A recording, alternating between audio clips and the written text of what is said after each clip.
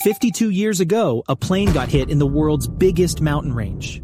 What's surprising is that the plane disappeared after being hit. This happened in the 8,500-kilometer-long Andes mountain range in South America, where you find mountains as high as 15,000 feet. It's a place of extreme cold and absolute silence. For many days, they couldn't find any debris or bodies from the plane crash.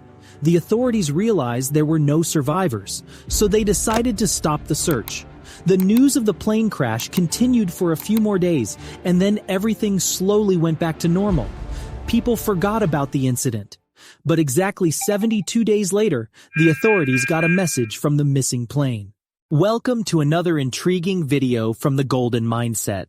Friends, this is the story of Uruguay Air Force Flight 571, a real-life miracle that has etched its name in history forever. On October 12, 1972, this flight took off from the capital of Uruguay, Montevideo. It carried rugby players heading to Santiago, the capital of Chile, for a match. There were 40 passengers, including the rugby players, and 5 crew members on board. Shortly after takeoff, the plane had to make an emergency landing in Mendoza, Argentina due to bad weather. The captain made this decision because between Argentina and Chile stands the massive Andes mountain range resembling a wall. The high mountains in the Andes are inherently dangerous, especially in rough weather, making it risky to navigate their peaks. The pilot decided to stay overnight in Mendoza and planned to cross the Andes the next day. Little did they know about the fate awaiting them. On Friday, the 13th of October, Flight 571 took off for Chile. On the map, the distance between Mendoza and the destination, Santiago, is only 180 kilometers. However, within this 180 kilometers, there are only 15,000 feet high peaks of the Andes. So, the planned route for the flight was to head south first, gaining altitude. Near the Planchon Pass, it would then turn towards the Andes, navigating the perilous mountain peaks.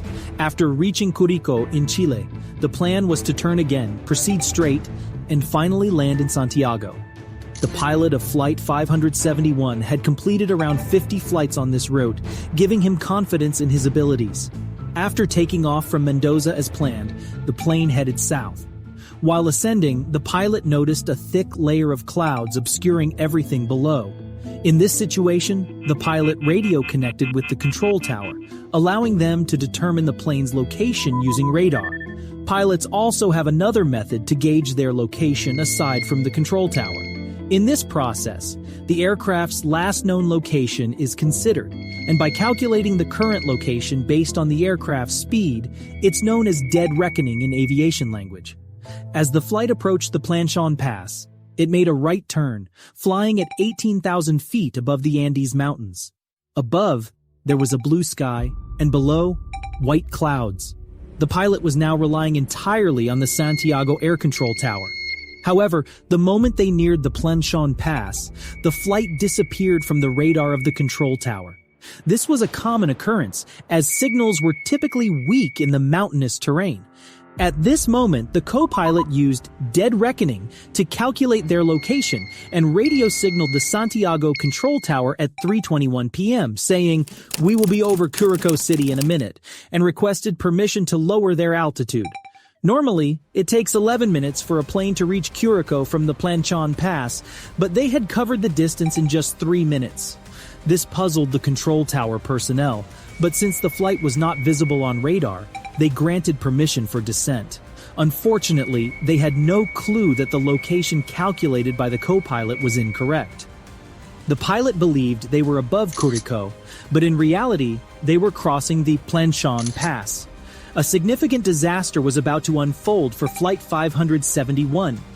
After receiving permission from the control tower, the pilot made a right turn and began descending. Initially encountering heavy turbulence once they passed through the clouds, they were confronted with a massive mountain directly in front of them. It was at that moment the pilot realized they were still in the Andes. The pilot exerted maximum effort to gain altitude. The nose of the aircraft was pointed skyward, but this action should have been taken a bit earlier. Unfortunately, the tail of Flight 571 collided with the peak of the mountain and detached from the rest of the aircraft. The mountain was entirely covered in snow at that moment. With the tail and wings gone, the fuselage of Flight 571 slid down the snow and came to a stop. Unfortunately, 12 passengers lost their lives instantly upon impact. Most of them were seated in the rear section of the plane as the tail had detached, causing them to be thrown out. 33 passengers in the fuselage did survive, but they suffered severe injuries. Due to the separation of the tail, the rear section of the aircraft was exposed, allowing extremely cold temperatures to penetrate. Stranded at an altitude of 11,500 feet in the Andes, where the temperature dropped to minus 30 degrees Celsius, the passengers were faced with harsh conditions. Upon leaving the fuselage, all they could see were snow-covered peaks. First, they buried the bodies of their co-passengers in the snow. The news of the plane crash had alerted the Chilean authorities, but they were unaware that the crash occurred in Argentina. They promptly initiated the search operation, deploying 4 airplanes. Despite searching the suspected area throughout the day, they couldn't locate the plane or any debris. The search operation was extremely challenging due to the reflective nature of the snow, causing difficulties with light. Uruguay and Argentina also joined the search effort, bringing the total number of aircraft involved to 11. At the crash site, the surviving passengers observed rescue planes flying overhead multiple times. Despite their efforts to signal the planes, they went unnoticed. Later, they discovered a lipstick in one of the bags within the fuselage. Using it, they wrote a large SOS on the fuselage. Additionally, they arranged luggage bags to form a cross. But even with these efforts, the aircraft could not spot them. After conducting the search operation for 8 days on October 21, 1972, the passengers were declared dead, and the search operation was officially terminated. On the 11th day, the passengers discovered a radio in the cockpit. Upon tuning it, they learned that the search operation had been called off.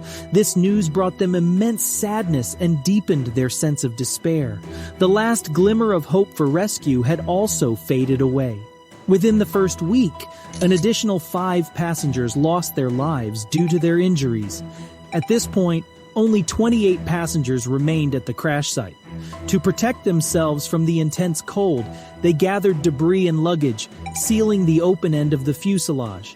They improvised by cutting the plastic visor from the cockpit to create glasses, reducing the glare from the snow. Seat covers were repurposed for warmth, and seat cushions were used to fashion snowshoes for mobility. Until then, they had 8 chocolate bars, 3 jam jars, some dry fruits, and very few water bottles. In the first week, they rationed the food among themselves and managed somehow. When these supplies ran out, they resorted to eating clothes and cotton, leading to sickness. In this part of the Andes, they found nothing to replenish their energy. Adding to their challenges, it was impossible to descend from the ridge where they had crashed, and hiking upwards was also not feasible. Their body weight had decreased by 40%. Eventually, when they were at a loss, they resorted to eating the body parts of the deceased passengers. Clearly, it must have been an incredibly difficult decision. Weakness, coupled with hunger and thirst, compelled them to make such a difficult decision. On October 29th, 17 days after the crash, an avalanche struck the fuselage, burying the passengers as the snow entered inside. 9 more survivors lost their lives in this tragic event, leaving the remaining 19 passengers to find ways to dig through the snow for oxygen. As days passed, the condition of the survivors continued to worsen. One by one, they succumbed to their challenges, and the remaining few were counting down their days. By December 12th, after 60 days since the crash, 3 more passengers lost their lives. The remaining 16 passengers faced only 2 options: either sit and count their days, awaiting death, or attempt to cross the high cliff to the west. On December 12, 1972, 3 rugby players, Parado, Sanessa, and Vizintin, chose to hike the western peak. They undertook this journey with the hope that there might be a green valley on the other side of the mountain, where they could potentially find assistance. It was an extremely challenging hike as they lacked proper hiking gear, and the temperature was a bone-chilling minus 30 degrees. Wearing handmade sleeping bags and warm clothes crafted from the aircraft seats, they embarked on the journey. After 3 full days of hiking, upon reaching the peak of the mountain, they discovered that there were only snow-covered peaks on the other side as well. There was no sign of greenery or any signs of life. Due to the scarcity of food, Vizintin decided to return to the crash site. Parado and Canessa began descending on the other side in search of help. After walking for the next 10 days and covering 61 kilometers in a deteriorating condition, they eventually reached a green valley. The area had animals and a river was flowing through it. Thirsty, they first drank water from the river. As they looked across, they noticed someone sitting on a horse on the other side of the river. Unfortunately, due to the noise of the river, they couldn't make their message heard. The man on the horse devised a plan. He wrapped a paper and pen on a stone and tossed it to the other side of the river.